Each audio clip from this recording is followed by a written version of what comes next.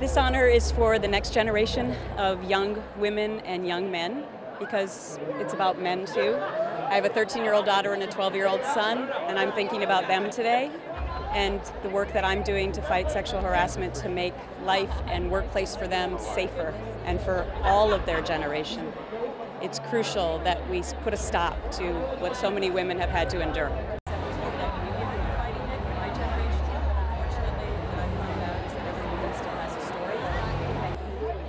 You know, that makes me so gratified to know that I've been an inspiration, and if I've helped just one woman come forward, then I've made my mark.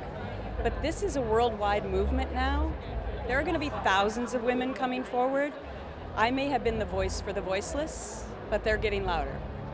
Do you think it's the power of women that helped make the change at Fox with Bill O'Reilly? I can't comment specifically about my former employer, but I can say that I'm so gratified that women are speaking up and standing up.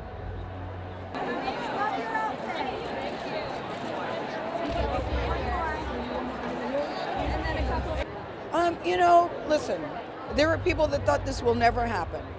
He's so powerful, his audience is so large, he's making so much money for the network. But I think so many people started speaking up, and the drumbeat got to be relentless and loud and steady, and Fox decided that women's rights are more important. And I think that is a very powerful message to send. Look, I've known Bill O'Reilly for a long time. I did a 60 Minutes profile on Bill O'Reilly in the last couple years. So I've spent time with him at his home, I've spent time with him at work, and I know I talk to him occasionally on the phone. So he came on our show and has occasionally, and I asked him if he had read Megyn Kelly's book, and he said no. And that's when Gayle said, well, you should, because you're in it. And he said, look, I'm not interested in talking about anything that makes my network look bad. I'm just not interested in that. And I said, you're not interested in sexual harassment? And then he reacted quite strongly to that. And that's when I'm seen going like this with the paper. So, you know, he's been known for pushing back really hard. I think it'll be interesting to see what Bill does next and what he says next about what has all transpired. This is a huge, huge change for Fox News. They've lost most of their primetime lineup, and so it's a time for Fox News to remake themselves. Do you think it was the power of women that helped make this change and help Fox make this decision? I think you're absolutely right. I think the power of women forced these changes at Fox. It started with Gretchen Carlson standing up, and then that snowballed with many other women saying, this is wrong. Cory back here. And right here down below. Cory, one more smile here, please. Straight ahead. Right here, Cory. Straight ahead. One more Thank you.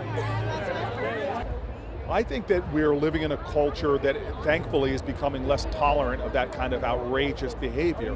That this so-called locker room or boys will be boys, that is just euphemisms for intolerance, for bigotry, for misogyny, and it's not acceptable in this culture.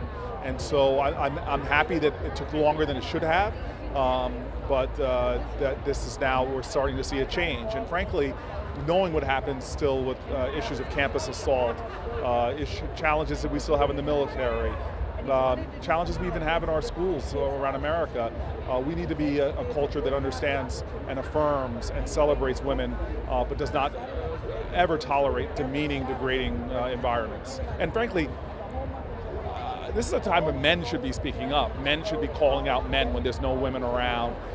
And this has nothing to do about being PC. This has to be doing about affirming the dignity, the power, the importance of each other.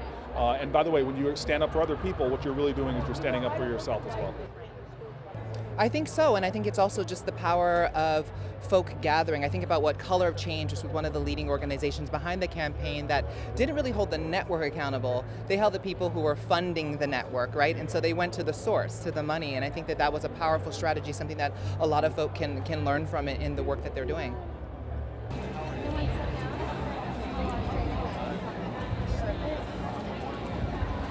Are you going to